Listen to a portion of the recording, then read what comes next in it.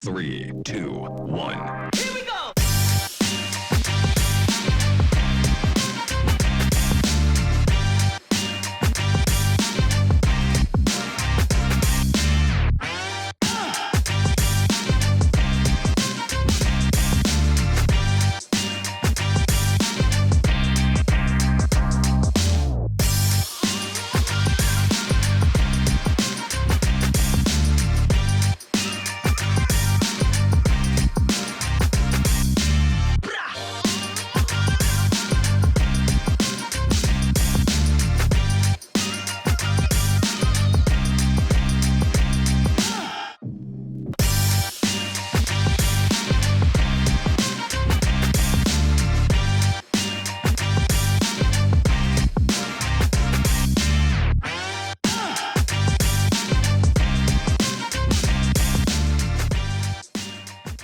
Bonjour à vous toutes et bonjour à vous tous, et très heureux de vous retrouver pour cette nouvelle matinale de l'économie en ce mercredi. Bienvenue à vous qui nous suivez sur la République des Pyrénées.fr, bienvenue également à vous qui nous suivez sur la page Facebook, à l'initiative, vous le savez, des partenaires qui viennent de s'afficher juste à côté de moi. Tout le long du mois de janvier, la République et l'Éclair consacrent une large place dans leur colonne, et évidemment de manière digitale, aux acteurs de l'économie, celles et ceux qui se sont mobilisés, qui restent mobilisés, qui vont de l'avant, y compris dans cette période ô combien particulière, celle vécue ces derniers mois, mais celle que nous continuons à traverser. Bruno Robali, nous évoquons chaque jour des sujets qui seront également déclinés lors de la soirée des Étoiles de l'économie mardi prochain. Oui, exactement. Et donc aujourd'hui, on va parler de transition énergétique.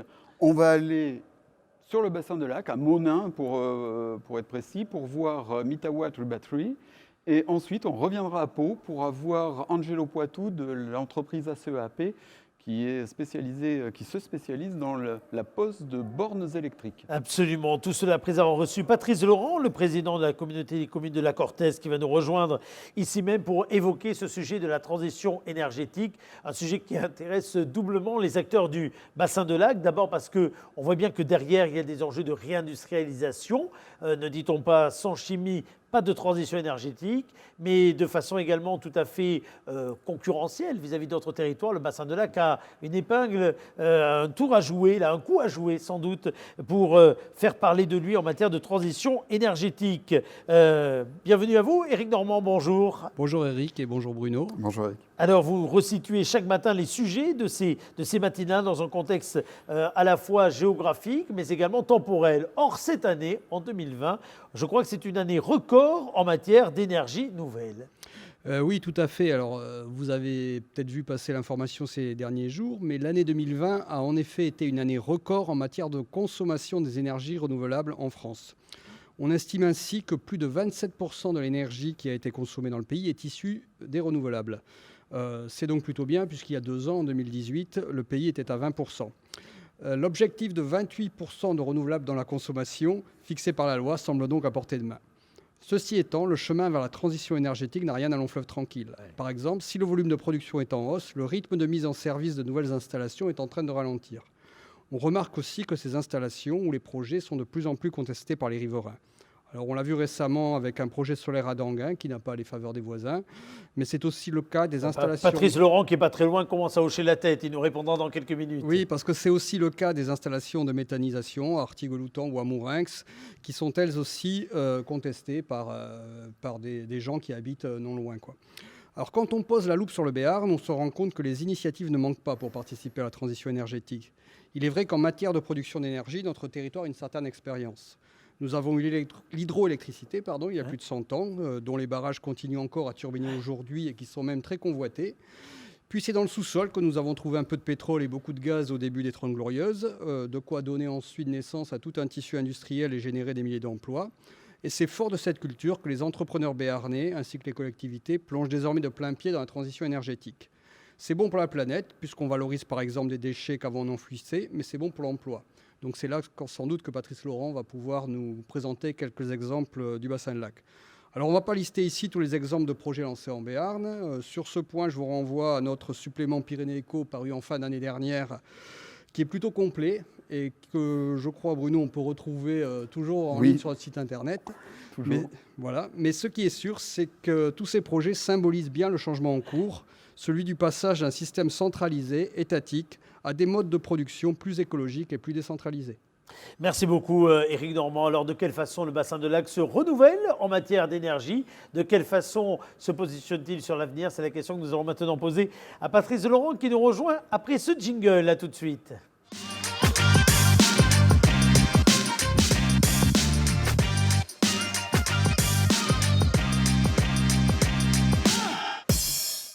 Notre invité ce matin pour parler transition énergétique et économie en général, c'est le président de la communauté des communes de Lac-Orthez, Patrice Laurent, qui nous a rejoint en studio. Monsieur le Président, bonjour. Bonjour. Avant de démarrer l'interview avec Bruno Robali, on va peut-être redonner quelques chiffres clés qui démontrent à quel point le bassin de Lac-Orthez est un poumon économique, non seulement pour le Béarn, mais également pour tout le département et pour le sud de la France. Oui, c'est 8000 emplois industriels sur notre bassin.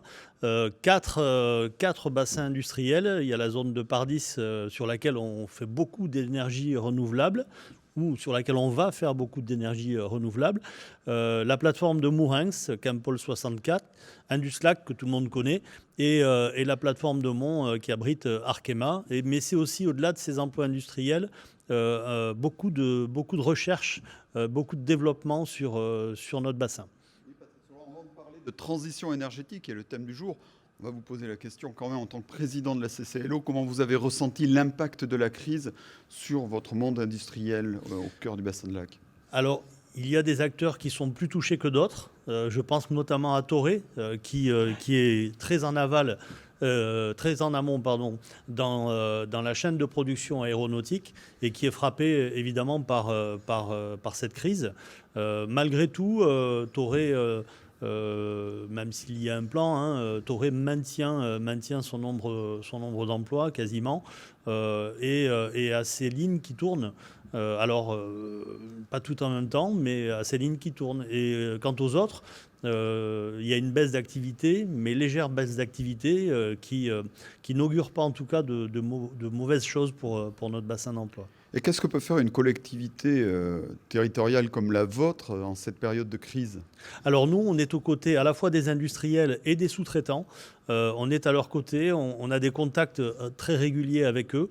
On les oriente vers des pistes de financement. Alors qu'ils sont la tête dans le guidon, on est là aussi pour les aiguiller, pour leur donner des pistes sur les différentes mesures possibles ou financements possibles. Il y a des décisions qui ont été prises en 2020 qui vont se poursuivre en 2021, des enseignements qui ont été tirés de cette crise qui vont être pérennisés? Alors sur le bassin, on avait commencé à travailler sur le monde d'après. Ce qu'on appelle aujourd'hui le monde d'après avec cette crise. Et je pense notamment aux énergies renouvelables. Mais on avait engagé des projets qui aujourd'hui font encore plus sens qu'il y a quelques mois, enfin un an maintenant avec la crise. Ça nous a confortés. Cette crise nous a confortés dans nos choix. Et au contraire, tous les projets qui étaient engagés, non seulement ne sont pas ralentis, mais pourraient même être accélérés. Patrice Laurent, lorsque dans la première pandémie, on a beaucoup parlé de réindustrialisation, de la nécessité de réindustrialiser, vous vous êtes dit, nous, bassin de Lac, ce sujet qu'on aborde depuis longtemps, ça va nous permettre d'être en pole position, d'afficher haut et fort des ambitions pour réattirer des entreprises chez nous? Alors, à la fois réattirer des entreprises, c'est ce que nous et conforter ce que vous avez, j'imagine. Et refaire venir des productions qui étaient parties en Asie, ce qu'on a appelé la relocalisation. Et on travaille dessus avec des entreprises du bassin. Il y a des dossiers qui ont été déposés dans le cadre du plan de relance. On peut en citer quelques-uns, justement. Il y a, par exemple, Novéal, le groupe L'Oréal, qui a déposé un dossier dans le plan de relance pour refaire sur Mourenx de la coloration capillaire, les bases de coloration capillaire. Je vois un petit sourire. Ça sera quand même, aujourd'hui, tout est fait en Asie. Demain, on fournira 100% de la demande nationale, 100% de la demande européenne, 30% de la demande mondiale. On va parler transition énergétique puisque c'est le sujet de cette matinale et c'est le sujet d'une catégorie que vous parrainerez lors de la soirée des étoiles de l'économie le 26 janvier prochain. On s'approche petit à petit de cette date. La transition énergétique, elle passe par la chimie obligatoirement. C'est une parole qu'a eu Pierre Nagararian dans les conférences de la transition énergétique que nous avons menées ici même dans ce même plateau. La chimie. Sans chimie, pas de transition énergétique. C'est le leitmotiv de Pierre Nagararian, mais c'est une évidence. On a des plateformes comme Canoë, par exemple, hein, qui travaillent sur les pales d'éoliennes, qui travaillent sur la fibre de carbone biosourcée. Quand on regarde la fabrication d'un panneau solaire, évidemment qu'il y a de la chimie là-dedans, mais j'ai envie de vous dire, de la chimie, il y en a partout dans la vie. Hein.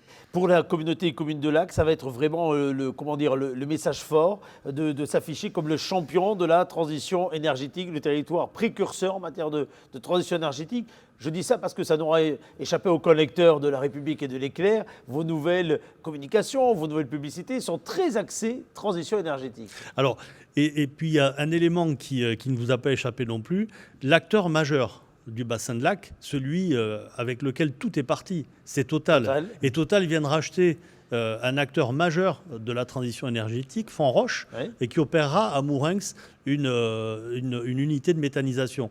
C'est bien la preuve que quand on parle de transition énergétique, on ne fait pas qu'en parler, et les acteurs, et y compris les majeurs, accompagnent ce développement vers la transition énergétique du bassin de Lac.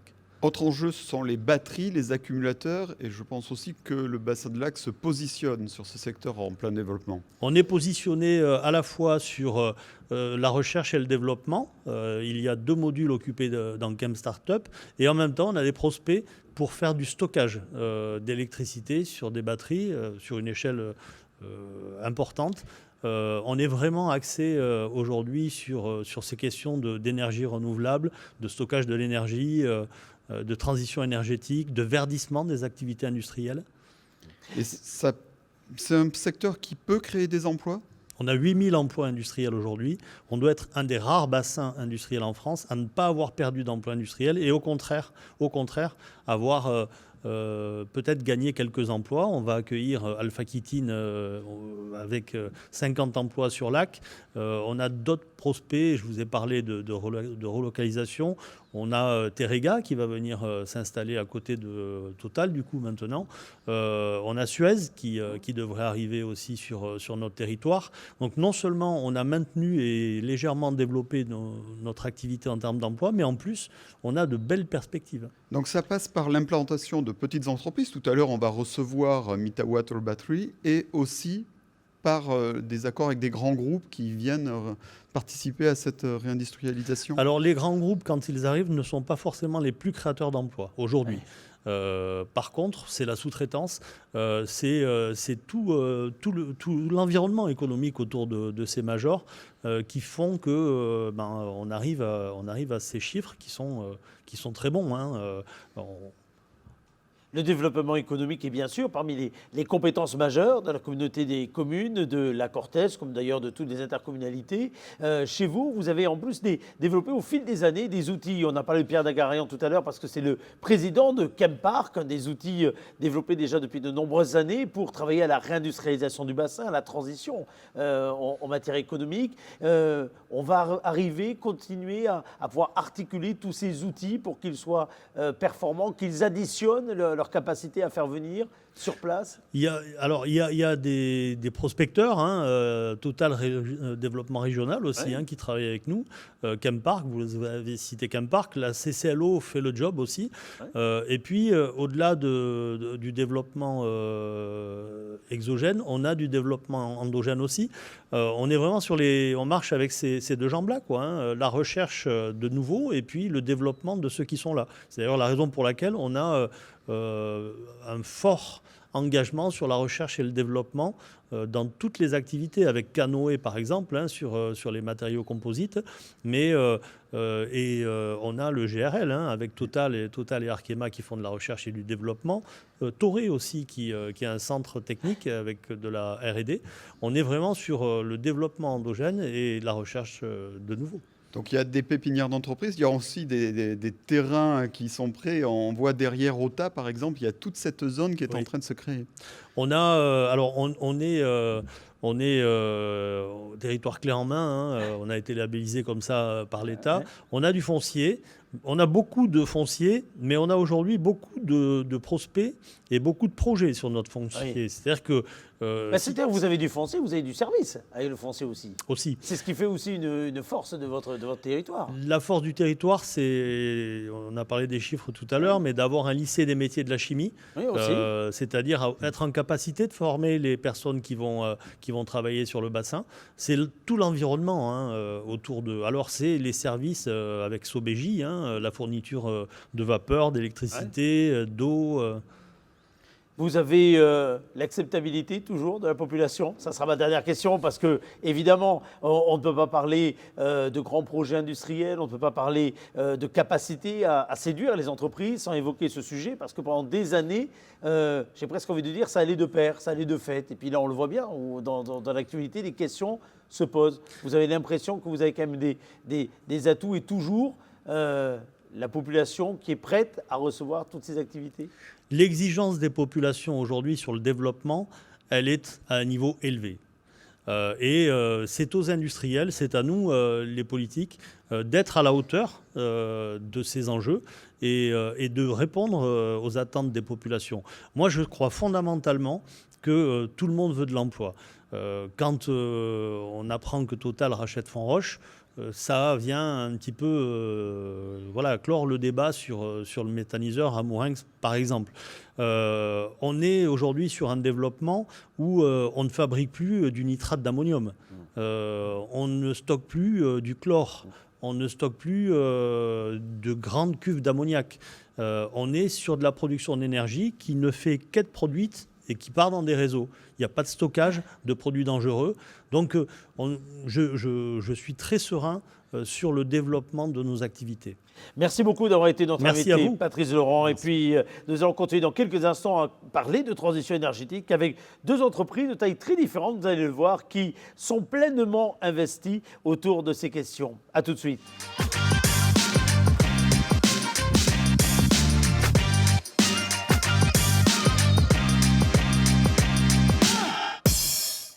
Angelo Poitou est le président d'ACEAP. Nous allons parler non seulement transition énergétique avec lui, mais nous allons parler plus spécifiquement de la façon dont on peut équiper les entreprises et particuliers pour demain voir se multiplier, pas de façon infinie, mais au moins exponentielle, la e-mobilité. Angelo Poitou, bonjour.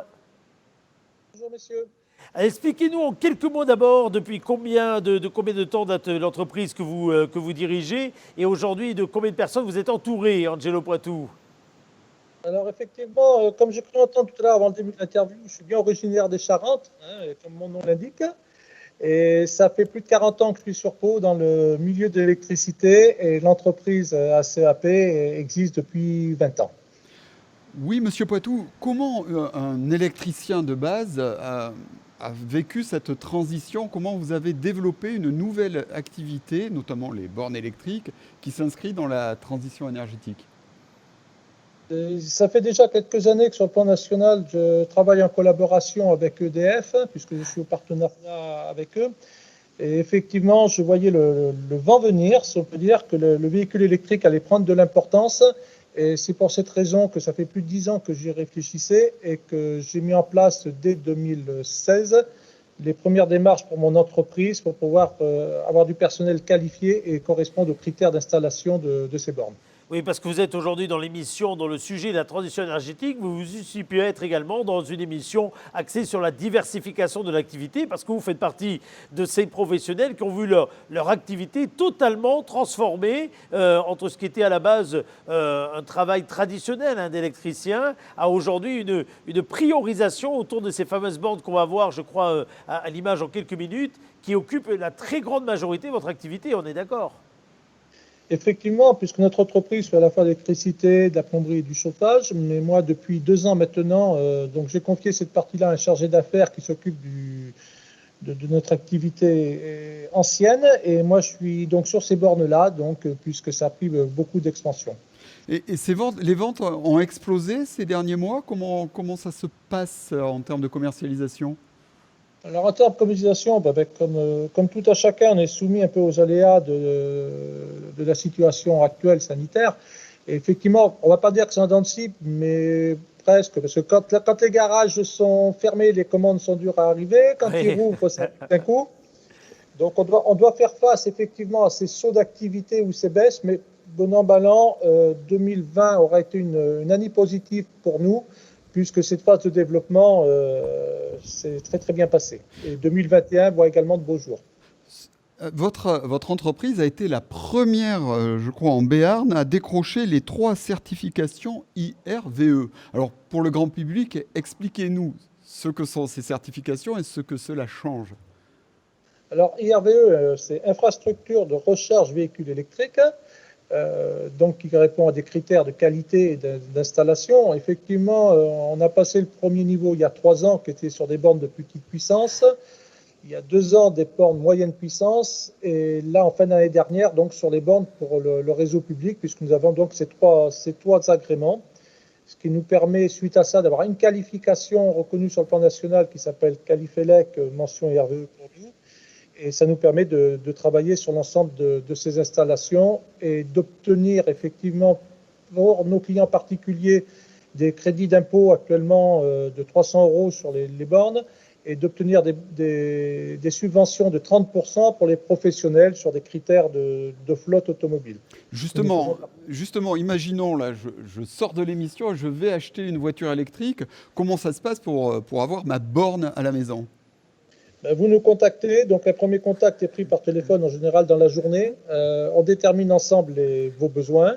Et suite à ça, on convient d'un rendez-vous, savoir si vous êtes particulier, professionnel, car si c'est un professionnel, je me déplace directement, mais pour le particulier aussi, s'il a un doute sur son installation électrique, et nous constituons pour le professionnel le dossier complet de demande d'aide. Il faudra que vous vous dépassiez chez Bruno parce qu'il est au moins au 12e étage, donc ça va être compliqué pour son installation. Plaisanterie mise à part, c'est qui principalement vos clients justement? Sont les particuliers ou les professionnels, pour qu'on soit bien clair?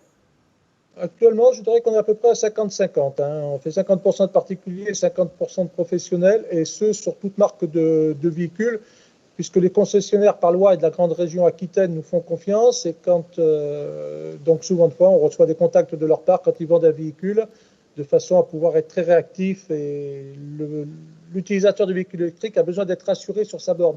Vous avez un prospect là, vous avez un prospect à côté de moi, là, Bruno Rombali est un prospect. Ça vaut combien une borne électrique? Ça vaut combien?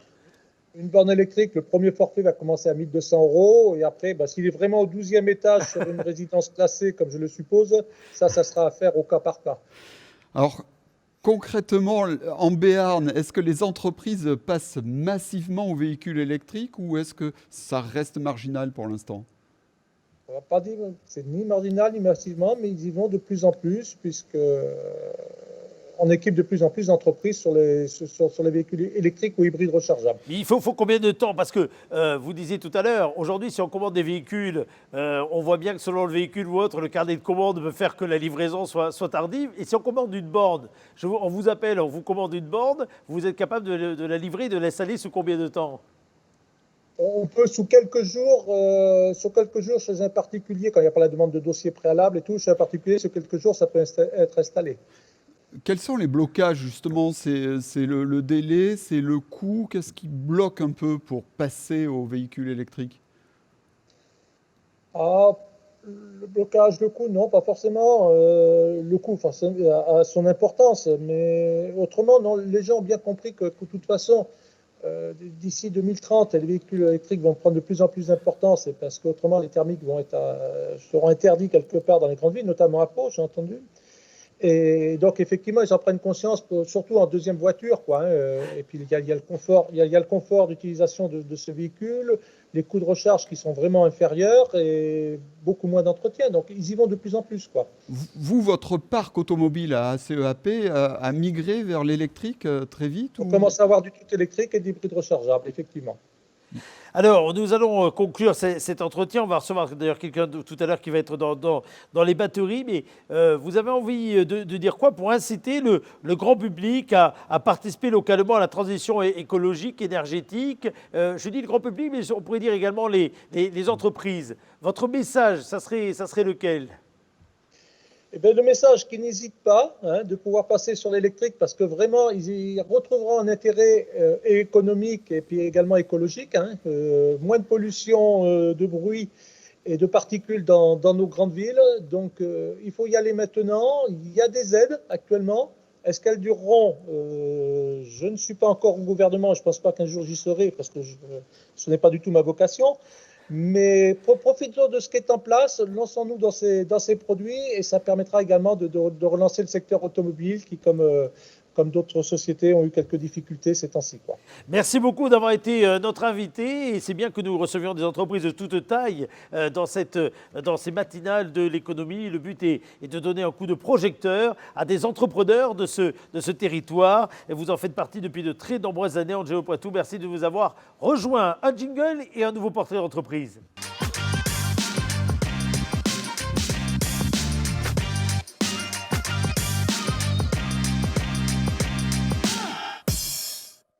Quoi de plus naturel que de recevoir pour ce sujet de la transition énergétique le spécialiste des batteries professionnelles et de son entretien, l'entreprise Mitawatt Rebatterie, avec Laurent Drec, qui est le responsable de centre, et Pascal Oury-Claverie, le directeur technique. Ils sont tous les deux en visio avec nous ce matin sur le plateau des matinales de l'économie. Messieurs, bonjour.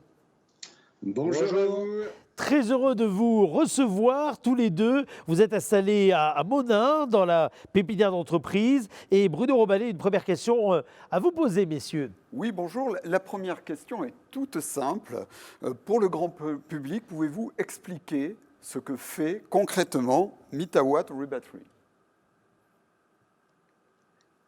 Très bien. Écoutez, pour répondre simplement aussi, nous nous occupons de la gestion des parcs batteries chez tous nos clients afin de leur offrir une alternative de gestion qui est totalement nouvelle et dont le but est de doubler quasiment la durée de vie de leurs équipements afin de permettre justement dans le cadre de la transition énergétique de fortes économies et un impact très important sur tout ce qui peut être économie d'énergie et bien entendu, extraction de minerais qui sont difficiles à sortir aujourd'hui. Alors c'est vrai, cet enjeu du développement durable est central dans votre activité, mais pour vos clients, il y a aussi la question des économies. Ça permet, je crois, jusqu'à 35% d'économies, c'est ça?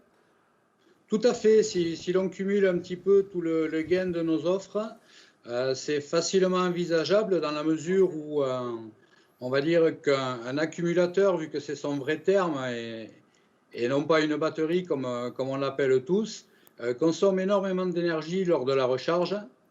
Et plus vos accumulateurs sont dans un état de dégradation avancée, et plus il va falloir le recharger souvent.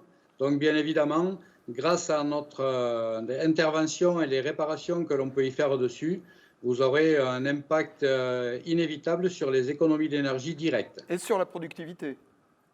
Sur la productivité, bien évidemment.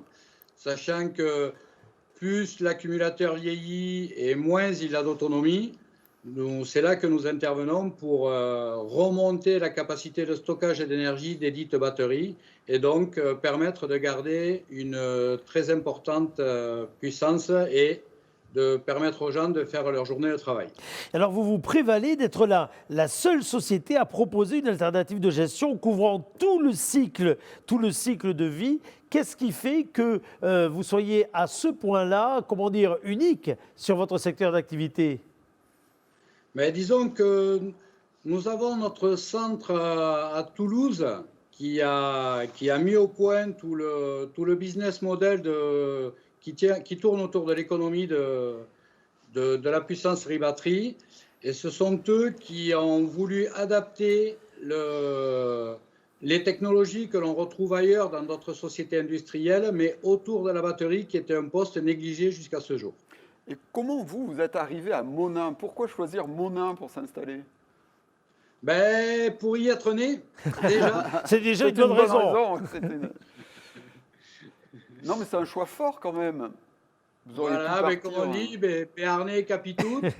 Et effectivement, avec le bassin de lac autour de nous, il nous est apparu comme une évidence de monter ce centre sur Monin, puisque l'objectif étant de rayonner au minimum, étant entendu qu'on cherche nous aussi à réduire notre empreinte carbone. Ouais. Se positionner à côté d'un gros centre chimique, comme vous connaissez la zone de lac, et les alentours nous permet de réduire cette empreinte-là. Dans une époque où on a une croissance exponentielle, hein, finalement, des applications qui nécessitent des batteries, vous avez l'impression qu'une société comme la vôtre a un rôle prépondérant à jouer lorsqu'il s'agit de penser justement à des équilibres qui permettent, mine de rien, la performance tout en préservant au maximum la planète? Ah ben, il est évident qu'aujourd'hui, avec les millions de tonnes de batteries que l'on retrouve dans le monde, il était important d'avoir un rôle à jouer. Et d'autre part, notre centre toulousain a aujourd'hui signé un accord de partenariat avec le ministère de la Transition écologique. Quand on voit que Bruxelles aujourd'hui met tout en œuvre pour recycler ce que vous appelez communément des piles. Ouais. Aujourd'hui, que ce soit dans tous les supermarchés ou autres, on récupère ces piles justement pour leur recyclage. Mais ces piles-là ne représentent malheureusement que 2% de tout ce qui peut être piles et accumulateurs dans le monde. Alors, Donc nous avons un grand rôle à jouer à notre niveau. ces batteries, ces accumulateurs, ça va du plus petit au plus gros. Quels sont les extrêmes de vos interventions? Les extrêmes aujourd'hui, on va dire qu'on s'est arrêté entre guillemets avec la plus grosse batterie qui était une 80 volts à 1550 ampères-heure. Pour parler un tout petit peu technique. Oui, je vois bien. C'est une batterie. Il faut donner un ordre, engin, faut donner un ordre de grandeur, à mon avis, pour tout le monde. Ouais. Et Donc voilà, on va dire qu'on travaille des batteries de 24 volts avec 180 ampères-heure pour les petites, entre guillemets. Et donc les grosses, on monte en 80 volts et 1550 ampères-heure. pour vous, la batterie, c'est aussi un point d'entrée pour des démarches plus globales de RSE dans les entreprises? Ah ben, bien évidemment. Aujourd'hui, avec la responsabilité élargie donc des employeurs, il s'avère qu'on s'aperçoit malheureusement que les gens ont des batteries en stock chez eux qui ne sont pas mises en circuit de collecte. Et aujourd'hui, les démarches RSE font que c'est de leur devoir. Donc, on les accompagne, on peut les aider à ce niveau-là. Vous êtes combien aujourd'hui à Monin? Alors, sur Monin, nous sommes 4 actionnaires présents dans la société. Ouais. Et les 2 opérationnels sont Laurent Drec à ma gauche et moi-même. Alors, Laurent Drec, pour vous donner la parole, mine de rien, parce que vous avez eu la gentillesse de nous accorder quelques minutes en ce début de matinée. De quelle façon, vous qui êtes responsable de centre, de quelle façon est-ce que vous voyez justement l'évolution de celui-ci? Alors que ce soit en matière peut-être de personnel ou tout simplement en matière également de capacité à travailler avec les autres. Parce que c'est aussi une des clés, je crois, de la réussite de votre entreprise, cette capacité à travailler pas seul, mais travailler avec un écosystème. Alors déjà, la première chose pour un centre, globalement, c'est 7 salariés pour le faire fonctionner à plein. Et donc l'idée et la stratégie globalement de Ribatterie, qui est menée par les 2 fondateurs basés à Toulouse, c'est d'implanter des centres Ribatterie un peu partout en France, puisqu'on est sur un métier de proximité. Donc ça c'est le premier point, on va dire. Donc c'est l'idée de base de notre développement au niveau national. Donc ensuite, on a été quand même frappé par l'effet Covid. Donc la communication est un élément qui est très important. Et en 2020, on avait prévu de communiquer beaucoup pour expliquer notre existence, qu'on est sur un nouveau métier. Donc il était important que les gens puissent nous connaître. Et malheureusement, ce n'a pas été possible à cause du Covid. Donc, cette opportunité que vous nous donnez aujourd'hui est très, très importante à nos yeux.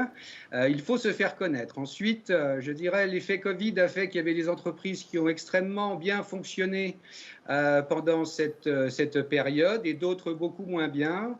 Donc, on a dû, au niveau stratégie, réorienter nos axes de manière à aller chercher les marchés porteurs du moment. Et donc, on s'est réorienté, entre autres, sur l'alimentaire, l'agroalimentaire et le transport et la logistique associée. Vous avez l'un l'autre, évidemment, en tête le devenir de votre entreprise. Imaginons que l'on se revoit dans 5 ans, dans 10 ans. Vous aimeriez que l'on parle de votre entreprise de quelle façon ? Comme étant un grand facilitateur de l'écologie, puisque l'idée aujourd'hui, c'est bien évidemment de faire du bien à notre planète et à notre environnement. Et les axes que nous travaillons aujourd'hui y contribuent pleinement. Merci en tout cas d'avoir été tous les deux notre invité. Vous étiez sur le sujet transition énergétique. Vous eussiez pu être également nos invités demain puisqu'on va parler RSE et développement durable en compagnie du Crédit Agricole Pyrénées-Gascogne. Et votre entreprise est le trait d'union, j'ai envie de dire, entre ces deux catégories que nous avons mis cette année au cœur de ces étoiles de l'économie, donc de ces matinales de l'économie. Merci à vous d'avoir été en duplex depuis Monin, du côté de la pépinière d'entreprise où vous vous trouvez. Et à très bientôt. Longue vie en tout cas à Mitawatt Batterie, dont nous n'avons pas fini, à mon avis, d'entendre parler, c'est le moins que l'on puisse dire. Rendez-vous demain, Bruno ? À demain, Eric. Rendez-vous à 8h sur le Facebook de la République des Pyrénées, sur le site de la République des Pyrénées.fr. Nous serons accompagnés de Paul Carrit. C'est le nouveau directeur général du Crédit Agricole Pyrénées-Gascogne. C'est un visage qu'on a peu vu pour l'instant. Il vient d'arriver, pour cause, puisqu'il vient d'arriver en effet. Donc il sera notre invité demain. Ça sera l'occasion de parler de l'engagement de ce qui est incontestablement la première banque de ce territoire. Le lien est donc tout trouvé avec ces étoiles de l'économie et ces matinales de l'économie. À demain.